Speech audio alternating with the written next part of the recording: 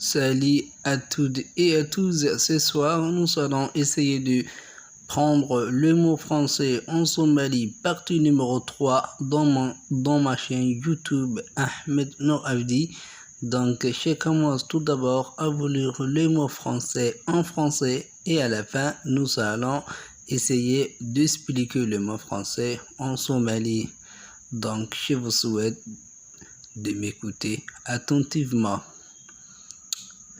Irriter, diversifier, entretenir, prévenir, journée, ruiner, humilier, relaxer, violence, sociale, atténuer.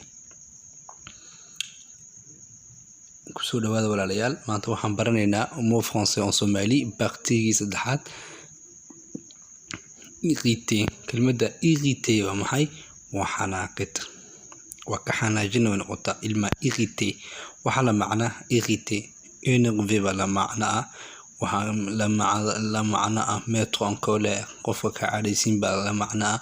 waxaa lamid ah provoquer, qofka ka cadhaysiis baa la macnaa. waxaa la macnaa kelmado badan bay macno la leedahay kelmadani oo nacam qofka laga cadhaysiinay ka hadlaysaa. diversifier bay jirta. diversifier waa maxay? waa kala duwanaansho. différencier waa synonymkeega kelmada kale la macnaa waa kala duwanaansho. diversifier c'est différencier, waa kala duwanaansho.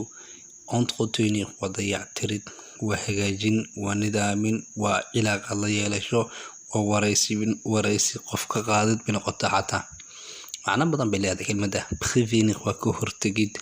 mieux prévenir que guérir, ka hortag wuxuu ka wanaagsan yahay isdaweynta. journée waa maalin. journée waa maalin. jour bay ka mid tahay maalin. waa maalin. journée waa maalin. ruiner waa maxay? waa burburin.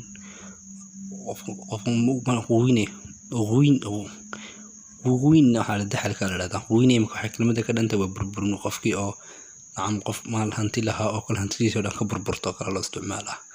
burburkii wax la jijibinaya wax loo burburinaya iyada lama isticmaalo. détruire baa loo isticmaalaa, ama tii kale maxay démolir baa loo isticmaalaa. kelmad kale saasa jirta, laakiin tani waxaa loo isticmaalaa hinti iyo waxaas waxaa loo isticmaalaa caqliyan lagu fahmi karo in waxaan burburay.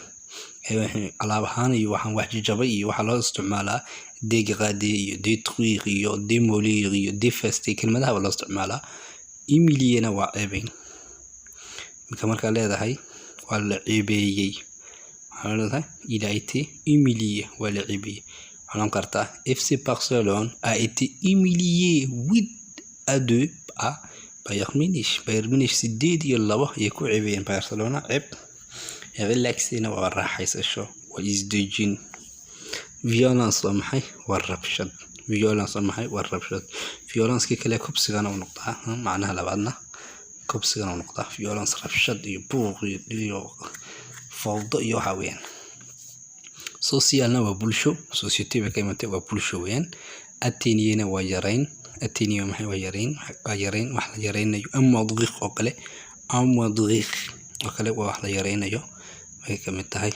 marka walaalayaal, insha Allah hadduu ilaahay dhahdo waa wadi doonaa cashiradan mot français en Soomaaliga. maalin kasta kelmadahan kelmadahan ayaan soo gudbin doonaa insha Allah. kelmado badan oo Faransa iyo Soomaaliya waan wadi doonaa. qaybta vocabulary badan baan wadi doonaa insha Allah. waan ka faa'iideysanaynaa insha Allah. hadda ku cusubtay channelkayga YouTube